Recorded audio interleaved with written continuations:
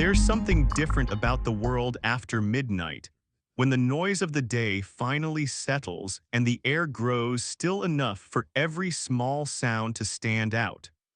Rooms that felt warm hours earlier seem to deepen with shadows, and long hallways take on a quieter, heavier kind of silence. Whether you're driving alone, walking through your home, or sitting in a dimly lit room, there comes a moment in the night where you suddenly become aware of your own breathing, the soft rise and fall, the way it echoes faintly in closed spaces, the way it anchors you in the dark. Most nights, that sound is comforting, predictable, something you barely notice. But every so often, there's a second rhythm, a softness in the air that doesn't quite match your own exhale, or the feeling that the room is holding its breath right before something else does. Maybe it's a faint shift behind you, a slow, warm pulse of air brushing the back of your neck, or the sense that someone is standing just close enough to hear you breathe. You tell yourself it's the house settling, or the heater clicking, or nothing at all. But the moment lingers a little too long, sitting quietly at the edge of your awareness. Tonight's stories live in that moment. 7 true accounts from people who found themselves suddenly, uncomfortably aware they were not alone, not because they saw something, but because they heard it close enough to touch. Settle in, let your own breath steady, and listen carefully. The night has a way of revealing what usually stays behind us. I used to think of my bedroom as the safest place in my house. It wasn't anything special, just a small room with pale walls, a soft lamp on the nightstand, and a window that overlooked the side yard. At night, the faint glow of the streetlight outside would seep through the curtains, turning everything a muted amber. In winter, when the air got cold enough, the window pane would fog slightly around the edges, and I'd wake up to faint patterns of condensation left behind by the warmth inside. It was a comforting routine, the sort of quiet normalcy you stop noticing after a while. Most nights, I'd read for a little, turn off the lamp, and fall asleep to the low hum of the heater and the occasional creak of the house settling. It was sometime last January when I first noticed something strange. I remember lying in bed half asleep when a soft draft brushed across my cheek. At first, I thought I imagined it. Maybe I shifted the blanket or rolled to one side. But then it came again, a faint wisp of cold air slipping past my face like someone had blown gently across the room. I opened my eyes, staring at the dim outline of my curtains. They weren't moving. The heater was off for the night. And the room, which had been warm just moments earlier, now felt slightly cooler. Not freezing, just enough to raise a thin ripple of goosebumps along my arms. I sat up and checked the window. The latch was down, locked. I placed my palm against the glass and felt the expected chill from outside, nothing more. But when I leaned closer, listening, I heard something I couldn't quite place, a soft sound along the frame, almost like a slow exhale. It was faint enough that I blamed it on the wind against the siding. That made sense. Houses do that in winter. I convinced myself as much, got back into bed, and eventually fell asleep. Over the next few nights, though, the same thing happened. That tiny draft across my face, the faint lowering of the room's temperature, the soft, almost rhythmic sound from the window frame, a careful inhale, then a slower exhale, always subtle, always just quiet enough to question whether it was real. I even started checking the room for gaps under the door, behind the curtains, between the window and its seal, but there was nothing obvious. The house was old, sure, but not drafty enough to explain the strangely warm quality of the air that brushed my ear sometimes, like breath rather than wind. One night, about a week later, I woke up abruptly to the feeling of cold air drifting across the back of my neck. Not a steady draft, a brief, warm pulse as if someone had sighed right behind me. I turned immediately, heart thudding, expecting to see the curtains rustling or the window open a crack, but everything was still. The curtains hung motionless. The latch was pressed down. The room was silent except for my unsteady breathing. I lay awake for a long time, listening for any repeat of that warmth, any tiny shift of air. Nothing came. Eventually, I drifted back to sleep. Things escalated in small, unnerving ways. Some mornings, I'd wake to find the curtains slightly parted, letting in more streetlight than I remembered before falling asleep. Once, the bottom of the curtain was tucked behind the radiator, as though someone had moved it deliberately. Another time, when I closed the window extra tightly before bed, pushing until I felt the frame strain, I woke to find the latch still down but the window pulled a hair's width away from the frame. Just enough that I could fit the tip of a fingernail in the gap. I told myself it must have happened from wood expansion or contraction, even though it had never happened before. But the breathing, that's what convinced me that something was wrong. It happened clearer than ever on a night when the power had flickered out during a storm. I had lit a candle on the dresser, watching its flame dance gently with the occasional draft. I settled into bed, trying to ignore the muffled thunder outside. The room smelled faintly of melting wax, warm and comforting, and for a while I managed to relax. But as the candle burned lower, the flame steadied, and the room fell into one of those rare pockets of absolute stillness. Somewhere near the window, I heard it, a slow, deliberate exhale. Not the whistling of wind against the house, not the groan of old wood expanding, but a soft human breath. A quiet, steady release of air drawn out long enough to have cadence, warm enough to sound alive. I froze, my chest tightening. The candle didn't flicker, the air didn't shift anywhere else in the room. But that breath came again, closer this time, quieter, like someone leaning in to listen. I felt the air grow warmer near my face, not cold as drafts usually are. It brushed along my cheek, so soft I nearly convinced myself I imagined it. But then I inhaled sharply, and I heard something inhale in response. Not perfectly synchronized, just a fraction after me. Like something was matching my breaths, learning my rhythm. My eyes stared toward the window, though I could barely see anything beyond the dim shape of the curtains. The urge to get up and turn on the light hit me like a wave, but fear anchored me to the bed. I don't know how long I lay there. It could have been seconds, it could have been minutes. The storm outside seemed to fade into the background. All I could hear was the faint, warm pattern of breath coming from the direction of the window. The climax came when the candle, barely a stub now, went out on its own, not from a gust, not from movement. It simply extinguished silently, almost politely.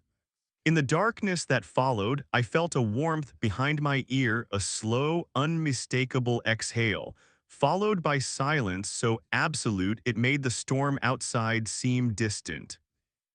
I didn't sleep the rest of that night. When morning finally came, I got out of bed slowly, heart heavy with dread. The curtains were parted again. The window was latched but sitting just barely ajar, no more than a fraction of an inch. Too small for a draft, too exact to be accident. And on the inside of the glass, faint but visible in the right angle of sunlight, was a smudged oval. The foggy imprint of where someone might rest their forehead or press their face close. I moved apartments 2 months later.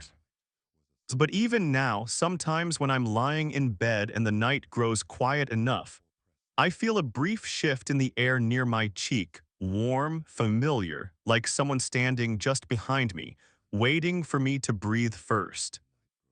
I've spent a lot of nights driving long distances, the kind of late hours where the roads feel almost empty and the world outside the windshield turns into a quiet tunnel of darkness. I used to enjoy it, the hum of the engine, the soft rattle of something in the glove compartment, the way the cold air slipped through the smallest crack in the window. There's something oddly peaceful about the highway after midnight, when the last of the traffic disappears and everything slows down. But peace has a way of turning into unease without warning, especially in places where you don't expect anything except silence. I remember that night clearly because it didn't start out strange at all. I had been driving for hours, trying to make it home before sunrise, and I was starting to feel the heaviness of exhaustion settle under my eyes. My throat was dry, and I needed a restroom break badly enough that I pulled off at the next exit without thinking. It was one of those small, older gas stations, the kind with a single flickering lamp above the storefront and a mostly empty parking lot. The air outside was colder than I expected, brushing against my face with that raw sharpness that comes right before dawn. I locked the car out of habit and headed toward the restroom on the side of the building. The pavement felt gritty under my shoes, and the only sound was the buzzing of the fluorescent light over the restroom door. The second I pushed it open, the smell of bleach and cold tile rushed out, mixing with the faint dampness that old restrooms always seem to have. The light inside was harsh, almost too bright, casting a pale, sterile glow over everything. It felt empty in a way that made me relax. No waiting lines, no awkward small talk, just silence. That silence didn't last long. As I washed my hands, the faucet squeaking slightly when I turned it off, I heard something behind me, a slow, steady exhale coming from one of the stalls. Not loud, not strained, just breathing. Calm, rhythmic. For a moment I thought someone had come in without me noticing, but I hadn't heard the door open, and the air in the room hadn't shifted the way it usually does when someone walks in. I turned slightly, glancing toward the row of stalls. As every door was open, just a crack, not fully ajar, but not closed either. The kind of casual, natural position they rest in when they're empty. I stared for a moment, waiting for a shadow to shift or a shoe to move under one of them. Nothing, just that faint, steady breathing. I tried to convince myself it was the ventilation system. Old buildings make strange noises. Maybe air was moving through one of the vents, but then the breathing paused, not abruptly, just naturally, and resumed in a way that didn't match anything mechanical. It had cadence. It had warmth. It sounded like someone standing inside one of those stalls waiting. I cleared my throat and stepped back from the sink, suddenly very aware of how loud the rustle of my jacket sounded in the quiet room. The breathing continued, low and steady. I took a step toward the exit, but something, curiosity or a stubborn need to reassure myself, made me hesitate. I leaned slightly to the side so I could see the floor under the stalls. No shoes, no shadows, no sign of movement. Well, that should have been comforting. It was. The breathing grew louder, not by much, but enough that I knew it wasn't coming from behind a wall. It was inside the restroom with me. I felt a cold flicker of unease travel down my back, the kind that makes your muscles tense without you realizing it. I turned toward the mirror, partly to avoid letting my imagination get the best of me, partly because I didn't want to keep staring at those slightly open stall doors. But when I faced the mirror, I saw something that made my breath catch. Behind me in the reflection, one of the stall doors, the last one in the row, began to close slowly. Inch by inch, no slam, no sudden movement, just a quiet, smooth swing as though pushed gently. The breathing grew louder with each inch the door moved, syncing with the rhythm of it. It sounded deeper now, closer, as though someone was standing just behind the closing door. I spun around so fast my shoes scraped against the tile. The breathing stopped instantly. The door hung perfectly still, half closed, exactly where it had been in the mirror. I stared at it, throat tight, trying to hear anything, a shuffle, a whisper, a sigh. But the restroom had fallen completely silent again, the kind of silence that presses against your ears. As I took a slow step back toward the main door, keeping my eyes locked on that last stall, another step, another, I reached the handle without turning my back. The metal was cold against my palm. Just as I pushed the door open, the breathing returned, not from the far stall this time, but directly behind me. So close I felt the warmth of it brush the back of my neck. As I didn't look, I didn't think. I stepped out into the cold air, letting the heavy door slam shut behind me with a metallic thud that echoed through the empty parking lot. My heart hammered in my chest, loud enough to drown out everything else. The harsh outdoor lamp flickered overhead as if reacting to the slam. As I hurried to my car, trying not to imagine what the breathing would look like if it had a face. When I pulled the door shut and locked it, I finally let myself look toward the restroom. The door was still. The lamp flickered once, then steadied. Nothing moved. But as I started the engine and backed out of the parking space, something happened that I still think about. The restroom door creaked open again slowly until it hung wide, facing the empty lot. No wind, no motion, just open, as if something inside had followed me to the threshold and stopped there. For weeks after that, I avoided nighttime gas stations completely. Even now, if I have to stop late at night, I keep the car running and use the restroom only if I absolutely have to. And if I do go inside, I never let myself look at the mirror for too long. I'm afraid I'll see a door move again, or hear something warm breathing just behind me. The waiting, the listening. I've never liked staying late at school. There's something about the building after most people leave, the lights hum louder, the halls feel longer, and the air gets strangely still, as if the whole place is holding its breath. When you're surrounded by hundreds of voices all day, the sudden silence hits differently. It sits in the corners, lingers under the doors, and clings to the ceilings in ways it doesn't when the sun is out.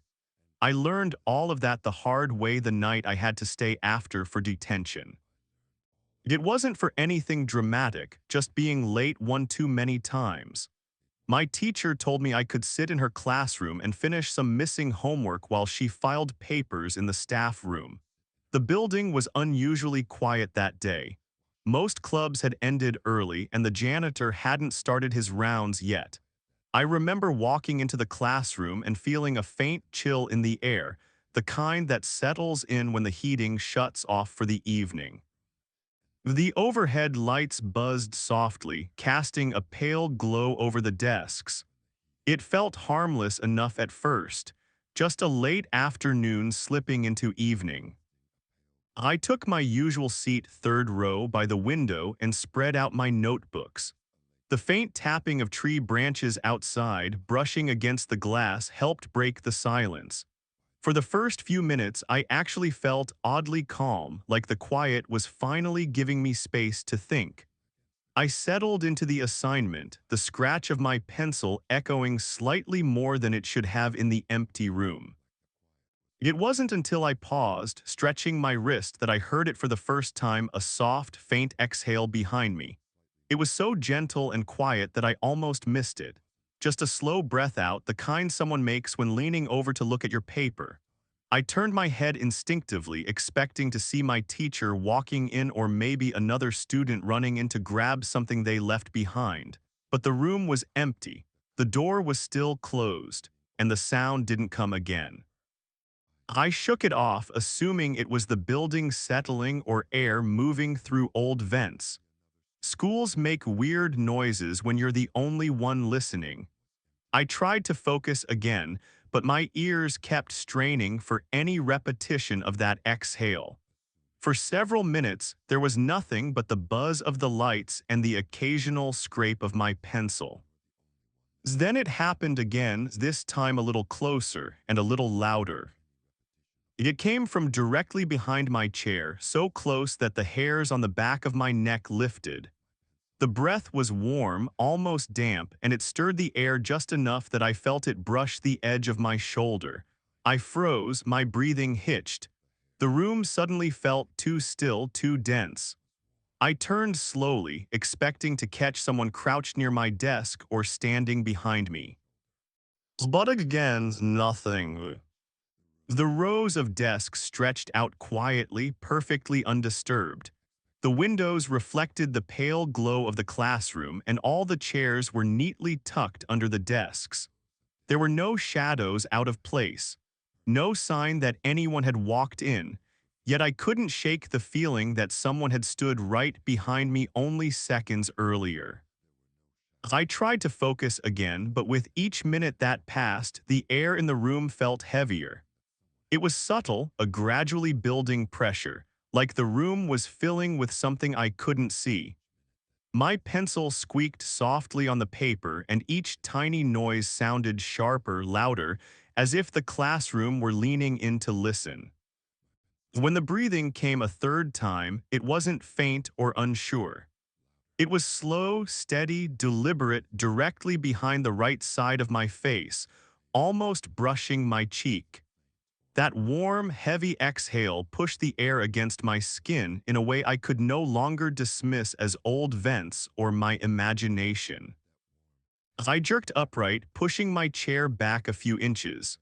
The legs scraped loudly against the tile, echoing far too long in the empty room. My heart hammered against my ribs.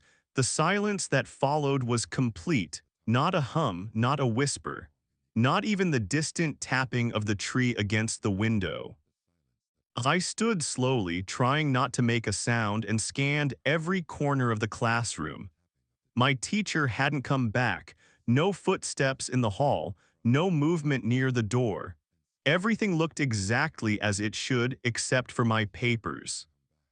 The worksheet I had been writing on had shifted several inches to the right, almost as if someone had nudged it with the back of their hand. The pencil I'd been holding a moment before now lay on the floor by the desk behind me. I didn't remember dropping it. I didn't remember letting go of it at all. I swallowed hard and backed toward the front of the classroom, not wanting to turn my back on the rows of desks. As I reached the teacher's desk, the overhead lights flickered once, then steadied. The faint buzz returned. The building seemed to breathe again. And then, in the reflection on the darkened window, I saw it. Not clearly, just a blurred silhouette, as if someone stood directly behind my chair, leaning slightly forward. The shape wasn't sharp enough to see a face, but the outline was unmistakable, head lowered, shoulders curved in a way that suggested someone watching my desk. Watching me. As I didn't turn around, I couldn't. Instead, I backed toward the door and fumbled with the handle until it finally clicked open. The hallway outside felt warmer, more alive, as if I had stepped out of a vacuum. The second I crossed the threshold, the soft exhale sounded again behind me, not angry, not rushed, but almost disappointed. I shut the door quickly and forced myself to walk down the hallway without running, even though every instinct screamed at me to sprint. When I reached the staff room, my teacher looked surprised to see how pale I was. I didn't tell her what happened. I just asked if I could finish my detention period in the library instead. She didn't ask questions. A week later, I found out something I wish I hadn't. Another student mentioned, casually like gossip, that years ago someone had collapsed during an exam in that same classroom. A senior. A quiet kid who always sat in the same row I had chosen for detention. No one saw it happen, they just heard a strange sound like someone gasping or breathing unevenly, then silence. By the time help arrived, it was already too late. I stopped walking past that classroom after that. Still, some nights when I study at home and everything becomes too quiet, I swear I hear a soft exhale behind me, hesitant, close, like someone leaning over my shoulder to see if I'm still there. And even though I always turn around quickly now, I never see anything but the empty room. But the air always feels warm, like someone has just slipped out of reach. I've worked night shifts at the hospital for years, long enough to get used to the strange quiet that settles over the building after midnight. During the day, every hallway buzzes with footsteps and voices and rolling carts, but at night everything slows down. The lights dim slightly in the patient wings, the machines hum softer, and even the air feels heavier, like the entire building exhales at once and then waits. Some nights are peaceful, almost soothing in a strange way, especially if you like the stillness. And I did, at least in the beginning. My shift usually started around 10. I'd grab coffee from the nearly empty cafeteria, check the schedule at the nurse's station, and make rounds through the quieter halls. There's something about walking through long, empty corridors under fluorescent lights that makes time feel different, stretched and muffled. Most people don't realize how hospitals change at night. The echo of your shoes seems louder, the soft beeps from distant monitors seem sharper, and every closed door feels like a boundary between life and something quieter. It was in the East Wing where everything started. That hallway was old, a part of the hospital built decades before the newer, modern extensions. The floors were waxed unevenly, and the ceiling vents rattled sometimes when the heating kicked in, but otherwise it was just like any other wing. At least that's what I thought. The first time I felt something was off, it was subtle, barely enough to acknowledge. I was checking the empty rooms at the far end of the wing, making sure no equipment was left plugged in when I felt a faint shift in the air behind me. Not a breeze, not a gust from a vent, just a slight drop in temperature, like someone had opened a door quietly at the other end of the hall. I remember rubbing my arms for a moment, thinking the AC might be acting up again. But as soon as I stepped into the next room, the temperature went back to normal. A few nights later, I noticed the same thing, the coldness behind me. Only this time I heard something with it, a slow inhale, a dragging exhale, soft, steady breathing that didn't belong to me. It came from just a few steps behind, far too close for comfort. I turned instantly, expecting to see one of the other nurses or maybe a wandering patient who had gotten confused. The hallway was empty, completely still. The lights hummed overhead, but there was no movement, no one around. I tried to laugh it off, telling myself I'd imagined it. People get tired on night shifts. Your mind plays tricks. You start hearing little noises you normally wouldn't, but something about that breathing stuck with me. It felt too deliberate, too close. And the way it disappeared the second I turned around, that was the part that unsettled me most. Over the next week, the pattern repeated, always in that hallway, always when I was alone. The breathing would begin faintly, like someone walking up behind me keeping pace. Sometimes it grew louder, especially when I slowed down. Other times it receded a little but never completely vanished unless I turned around. Every time I looked, the hall stretched empty in both directions. What made it worse was how the air changed.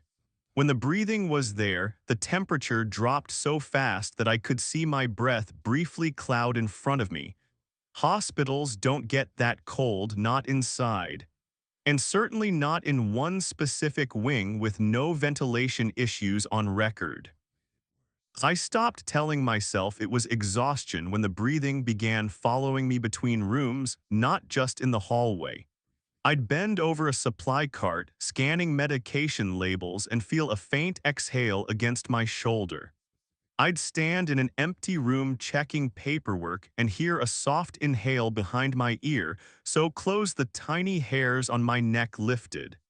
It became impossible to ignore. One night, while charting vitals in a dim corner of the corridor, I saw something that confirmed everything I'd been afraid to admit. I glanced up at the dark window at the end of the hallway, a large pane of glass that reflected just enough of the corridor to catch movement. And there in the reflection was the faint silhouette of someone standing directly behind me, not beside me, not down the hall. Behind me. A head, shoulders, the outline of a human form leaning slightly forward. I froze, my breath caught in my throat. I didn't turn around, I couldn't. I stared at the reflection, hoping it was some warped trick of the lights, but the figure didn't move. It just stood there, too close, too still. Then slowly its shoulders rose as if inhaling. And when the silhouette lowered slightly, the warm, soft exhale brushed the left side of my neck. That was the first time I ran. As I left the hallway so fast my footsteps echoed sharply across the tile. When I reached the nurse's station, two other staff members looked up immediately, startled by how pale I must have looked. I didn't tell them what happened. I barely understood it myself. I just busied my hands with charts while my heart hammered in my chest. From that night on, I avoided the East Wing whenever I could. I swapped small tasks with coworkers, volunteered for rounds in other areas, even changed parts of my routine so I didn't have to cross that corridor alone. But night shifts have a way of pulling you back into the quiet places eventually, no matter how careful you are. It wasn't until my last shift in that hospital that I experienced the final part, the one I still try not to think about. I had no choice but to walk through the East Wing. A call button had been pressed on our system, blinking red on the panel. Room 217, an empty room, no patient assigned. Sometimes the system glitched and the button stuck, so it didn't surprise me at first. But the hallway felt different the second I stepped into it, heavier. The cold crept in immediately, slipping under my sleeves, brushing the back of my hands, settling along my arms. The breathing started as soon as I reached the midpoint, slow, familiar, right behind me. My lungs tightened. I walked faster. The breathing followed, closer, louder, as if someone was matching each step I took. When I reached the door to room 217, I heard something else, a soft whisper, like air passing over dry lips. As I pushed the door open, the room was dark, untouched, exactly as it should be, but the call button on the wall was pressed in, not stuck, pressed, as though someone had used it moments before. Behind me, the breathing grew long and low. As I stepped back slowly, not daring to turn around, the temperature dropped so sharply that frost began forming at the bottom corner of the window. My breath came out white. The overhead light flickered once, then steadied. Then, from just behind my left shoulder, the breathing stopped completely. That silence was worse than the sound. I don't know how long I stood there before my legs finally moved. When they did, I walked out of that hallway without looking back. I couldn't. The air around me felt thick, almost weighted, like something was standing close enough to touch me but choosing not to. I transferred hospitals less than a month later. I never told anyone the real reason. Some things are too strange to explain out loud, too quiet to prove, too easy for others to dismiss. But sometimes, on particularly late nights at my new job, I'll walk down an empty corridor and feel the temperature shift just slightly. A small drop. A faint weight in the air behind me. And for a moment, just one, I hold my breath. Because I'm afraid someone else is about to breathe in. I've never liked basements, but I grew up around them enough to pretend I did. My aunt's house had one of those old-fashioned basements you only see in homes built before the 70s, concrete floors, exposed pipes, humming water heaters, and walls that made sound travel strangely. Whenever we visited, I'd do anything to avoid going down there alone. The light switches were always at the far end of the staircase, not at the top, and the bulbs flickered like they were tired. Still, the basement was where my aunt stored half her life in boxes. So when she asked me to help clean it out before she renovated, I couldn't say no. We started upstairs, sorting through old clothes and books, and eventually worked our way toward the basement steps. The air grew cooler as we descended, the kind of cold that settles on your skin and doesn't leave right away. The overhead bulbs buzzed faintly as they flickered on, casting uneven shadows along the floor. The basement smelled like damp cardboard and metal, a faint, earthy scent that reminded me of rain and old garages. It wasn't pleasant, but it wasn't threatening. Not at first. My aunt pointed me toward the farthest storage unit, a little partitioned area made of wooden beams and wire mesh. No one's used that one in years, she said, brushing dust off her hands. I'm not even sure what's in there anymore, but we'll start with that. She stayed upstairs to sort through a pile of coats, leaving me alone with the boxes. The storage unit looked like something left behind by previous owners. The wire door hung crookedly, secured by nothing but a rusted hook. Inside, stacks of cardboard boxes sagged unevenly, some on the verge of collapsing. A few were labeled in faded marker, others were completely blank. I pushed the door open gently. It groaned like it hadn't been touched in a long time. The moment I stepped inside, I felt something change. The air grew a little heavier, as if the unit held onto the cold more than the rest of the basement. I told myself it made sense, enclosed spaces always feel colder. I brushed aside a spiderweb clinging to a box and squatted down to see what needed to be moved first. Dust puffed into the air with every touch, making me cough softly. The basement settled around me, humming quietly with the faint vibration of pipes. That's when I heard it, a soft exhale. It came from behind a stack of boxes, low and gentle, like someone shifting their weight or letting out a slow breath after holding it too long. I froze, listening. The basement was quiet again. No footsteps upstairs, no pipes hissing. Just silence and the faint buzz of the light bulb overhead. I stood slowly, scanning the unit. It wasn't large, maybe the size of a walk-in closet. There was nowhere for anyone to hide, but the sound replayed in my mind, unmistakably human, too warm to be an air vent or draft.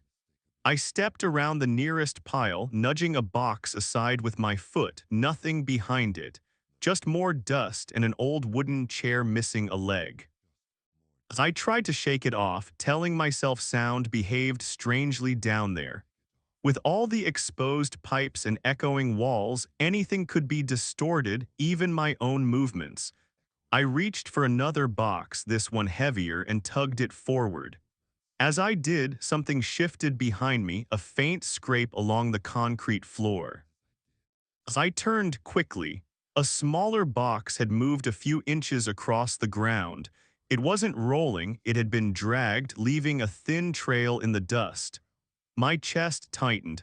The box hadn't been near my foot, I hadn't touched it, and there wasn't enough airflow down there to move something that heavy. A soft exhale drifted through the unit again. This time it didn't come from behind the boxes. It came from directly behind me. My breath caught, the hairs at the back of my neck lifted slowly, one by one. I didn't turn around, some instinct deep inside told me not to. The warm breath brushed the edge of my shoulder, soft and steady. The basement was cold, yet the air that touched me was. It felt human, like someone leaning close enough to speak but choosing not to. I stepped forward quickly, nearly stumbling over a box. The sensation vanished immediately. When I turned, no one was there, just the same crooked mesh door and stacks of cardboard. But the air still felt heavy, like the cold was being pushed down around me. I called out softly, "Aunt Maria," even though I knew she hadn't come down the stairs. My voice sounded too loud in the small space, echoing slightly. There was no answer, no movement. Nothing but the faint vibration of the pipes again, steady, mechanical, predictable. I told myself I was being ridiculous and forced my attention back to the boxes. The sooner I finished, the sooner I could get out of that basement. I grabbed a small stack and set them near the entrance, ignoring how my hands trembled slightly from the cold. Then my phone flashlight flickered, not the overhead lights, my phone sitting on top of a nearby box where I had left it. The screen dimmed, then brightened again as if someone had briefly blocked the sensor. My stomach dropped. There was no one between me and the phone, no shadows, nothing. So I walked toward it, reaching to pick it up. As my hand hovered above the screen, something warm and unmistakably real drifted across the back of my neck. A slow exhale, drawn long and deliberate, like someone leaning in to smell the air around me. As I spun around, heart hammering, but the unit was empty, completely empty. And yet the air behind me felt disturbed, warmer than the rest of the basement. As I didn't bother organizing the remaining boxes. I hurried out of the unit, the mesh door swinging shut with a metallic groan. The moment I stepped back into the main basement area, the temperature felt normal again, cool but not freezing, open rather than suffocating. My aunt called down, asking if I needed her to bring a trash bag. I told her I was done for now and rushed up the stairs faster than I intended. She laughed at how quickly I emerged, teasing me about being afraid of spiders. I didn't correct her. Later that night, when I got home, I changed clothes and found a faint smear of dust on the back of my shirt, high near the neckline.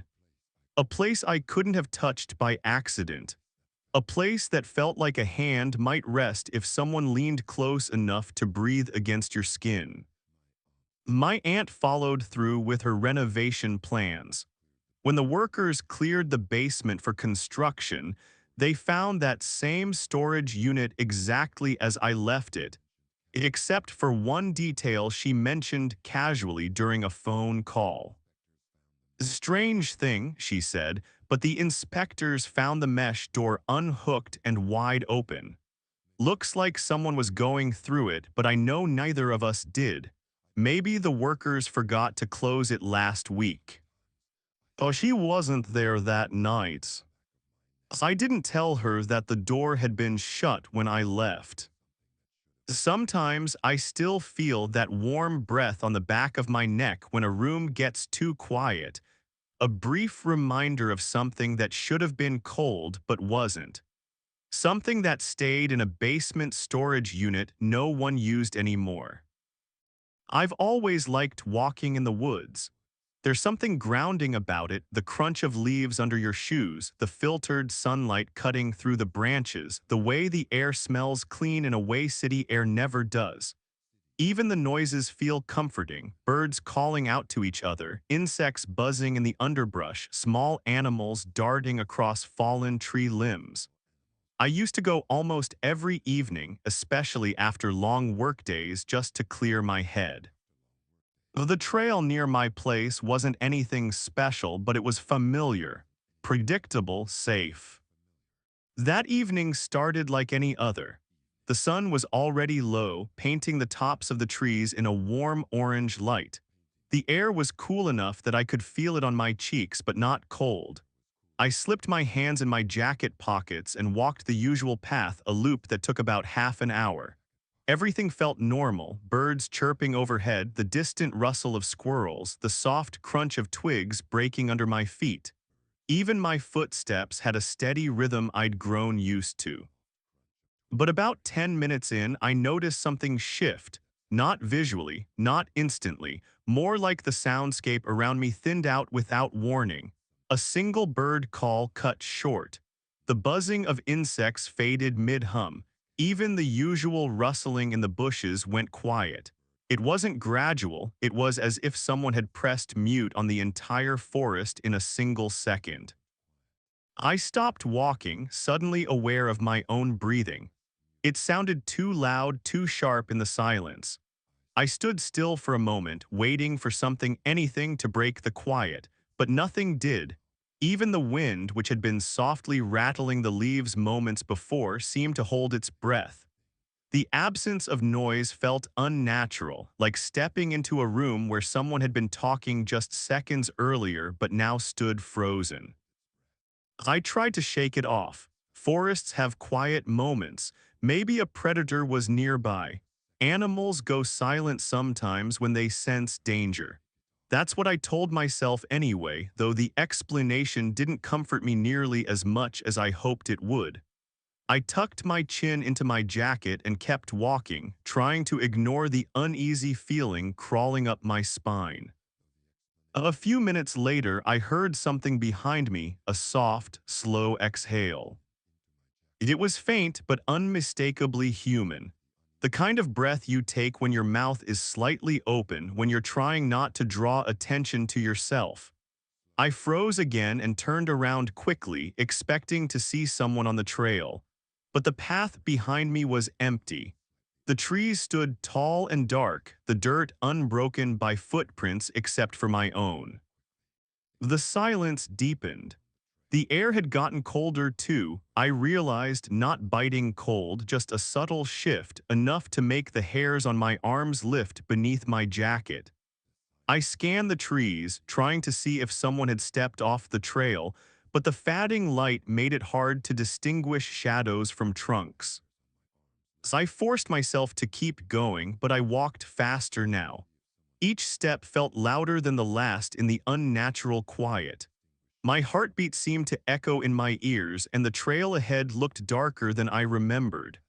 I told myself the breathing must have come from me, maybe I'd shifted or sighed without noticing, but deep down, I knew the rhythm hadn't matched mine. About 5 minutes later, the sound returned, another exhale, slow and steady, this time closer. I stopped mid-step, suddenly terrified to look behind me. The breath felt different now, like someone standing just a few feet away, watching me without speaking. My mouth went dry. I could feel a faint warmth on the back of my neck that didn't belong in the cooling evening air. I finally turned, but again nothing was there. Just the empty trail stretching backward, framed by silent trees. I swallowed hard, trying to calm myself. The logical part of my brain searched for explanations, maybe a deer, maybe some trick of acoustics, but the warm breath on my skin had felt too real, too intentional. The forest remained dead quiet, not even a distant leaf shifting. I didn't want to run, but I found myself speeding up, taking long, hurried steps. The trail curved slightly to the right, leading deeper before looping back around, and I kept glancing over my shoulder every few seconds, expecting to catch someone stepping into view. My ears strained for any sign of movement, but all I heard was the crunch of my shoes. Then the exhale came again, this time directly behind my left ear, warm and close enough that I felt the breath move a tiny strand of hair. I spun so fast I nearly lost my balance. No one, absolutely no one. My pulse pounded in my throat and the oppressive silence wrapped around me like a heavy blanket. The forest felt smaller suddenly, constricting like the trees had shifted an inch closer. I started to walk again, but as I stepped onto a patch of soft dirt, I noticed something that made my blood run cold. There in the soil were two faint impressions, not my footprints, not animal tracks. They were shaped like footprints, bare footprints, facing directly toward where I had been standing, fresh, clear. The silence deepened, swallowing the edges of the forest. I didn't stop to analyze them. I didn't need to. I backed away slowly, not turning my back this time. The trees seemed to watch me from all sides, their branches swaying without making a sound. And then, as I took another careful step, the footprints shifted just a little, as if the dirt had been lightly disturbed, as if someone invisible was standing there shifting their weight. As I broke, I turned and rushed down the trail, not quite a sprint but close enough that my breaths grew uneven. Every few steps, I felt that warm exhale on the back of my neck again, faint but present, like someone packing me. The quiet made it worse, nothing to drown out my fear, nothing to reassure me that I wasn't being followed. By the time I reached the entrance of the trail, sound returned abruptly. Birds chattered overhead, leaves rustled, a breeze brushed my face. It was so sudden it startled me, like someone lifting a heavy blanket off my ears. The return of noise almost made me dizzy. As I didn't look back, I walked straight to my car, locked the doors, and gripped the steering wheel until my hands stopped shaking. The forest behind me looked peaceful again, normal, but I could feel it watching. For weeks after, I avoided that trail completely. I took different routes, different parks, anything to keep from entering that stretch of woods again. But sometimes, when I'm out walking and everything around me suddenly drops into absolute silence, even for a second, my breath catches. Well, because I know that kind of silence. And I know what usually comes right after it. I've always liked my living room at night. There's a softness to it when the lamps are low and the rest of the house settles into silence. The hum of the refrigerator in the kitchen, the faint tick of the wall clock, the warm glow from the floor lamp in the corner, it all becomes this gentle backdrop that makes you feel like the world outside has paused. On most nights, I'd curl up on the sofa with a blanket, letting the quiet wrap around me until sleep felt close. It was my safe place, the one room that never felt intimidating after dark, until the night someone or something sat down in it with me. It was late past midnight, the kind of hour when the air feels heavier and your thoughts drift slower. I had just finished a long day and wasn't ready for bed yet, so I made tea and carried it with me to the living room. The house was dim except for the warm lamp beside the couch, and the windows were black reflections of the room.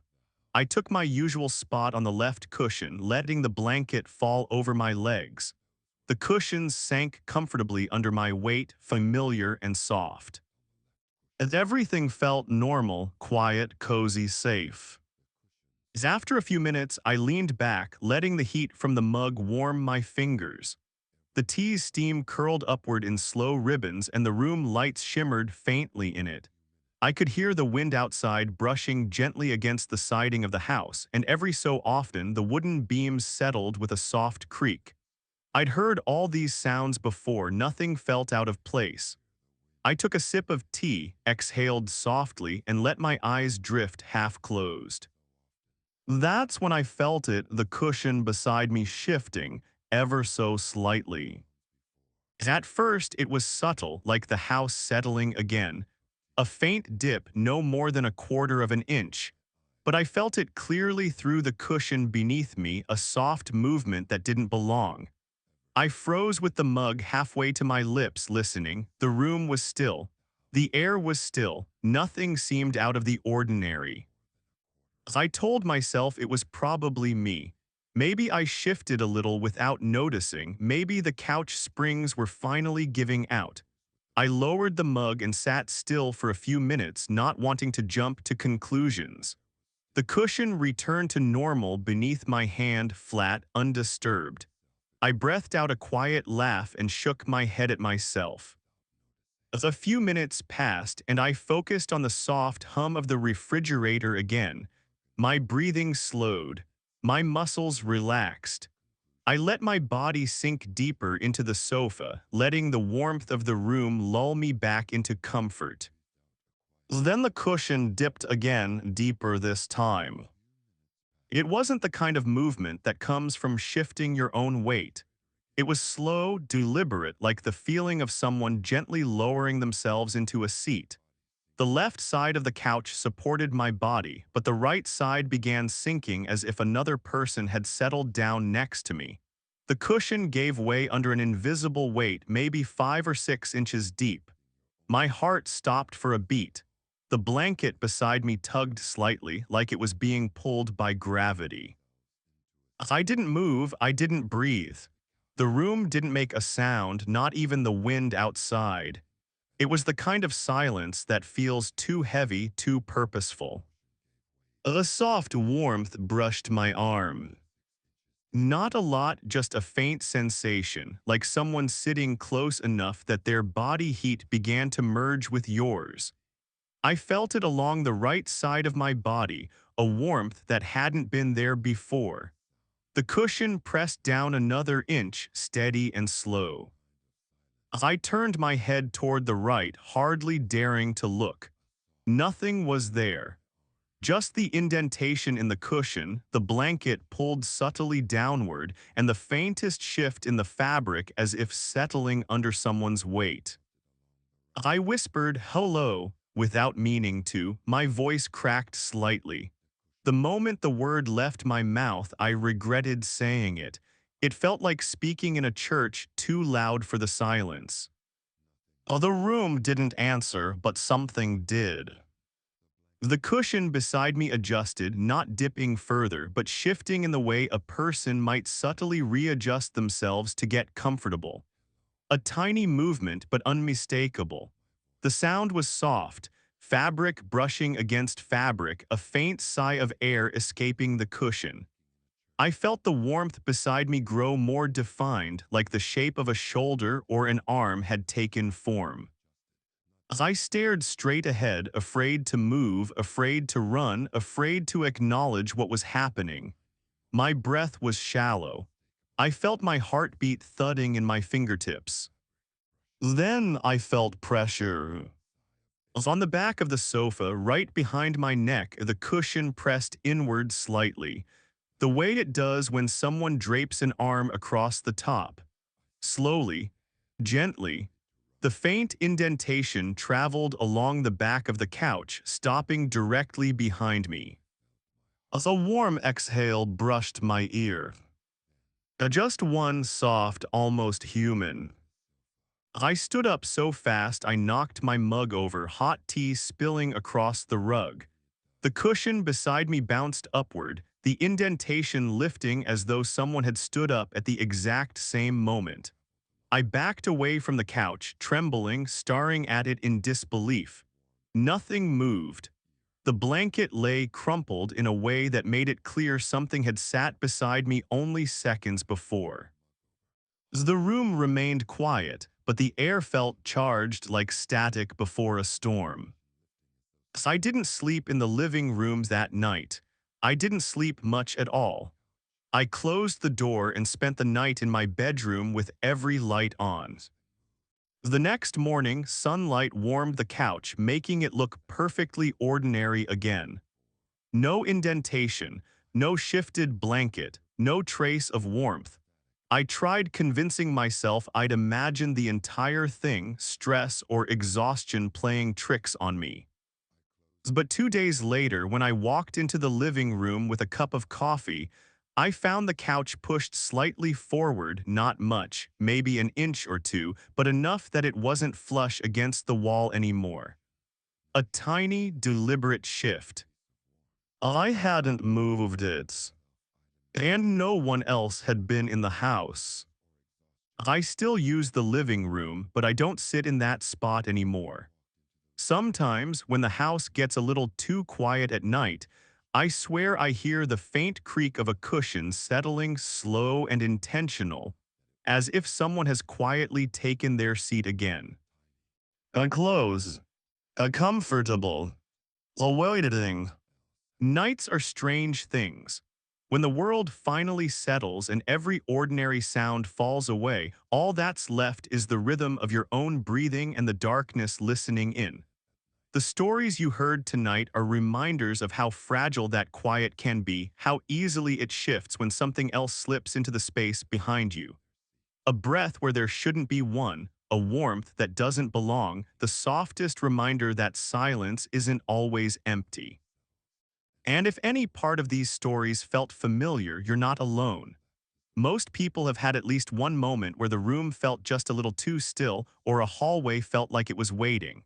We don't talk about it much, but everyone carries a memory or two that doesn't make sense in the light, only in the late hours when the house grows still. Sharing these stories is just our way of admitting it to each other quietly, without judgment, the things we've heard when no one else was in the room. As you settle in for the night, let your breath slow and your shoulders loosen. If these quiet confessions kept you company tonight, you're welcome to return whenever you feel the silence stretching a little too far. Subscribe if you want more nights like this, not as an obligation, but as a soft invitation, a way to keep this dim corner of the dark open for you. These stories will be here waiting, the way certain moments in the night always do. But for now, rest. Let the dark settle where it belongs and try not to listen too closely for the air behind you. Some breaths are better left unanswered.